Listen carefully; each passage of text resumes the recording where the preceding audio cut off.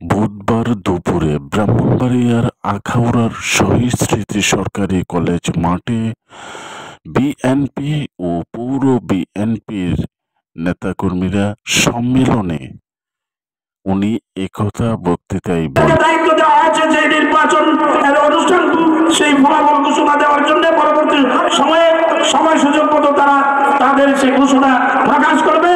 আমি আমার বক্তব্য দীর্ঘায়িত না করে যারা দূর দূরান্ত থেকে এসেছেন, বিভিন্ন উপজেলা থেকে বিএনপির নেতৃবৃন্দ এসেছেন এবং যত সকল অঙ্গ সংগঠনের যারা নেতৃবৃন্দ এসেছেন, সবার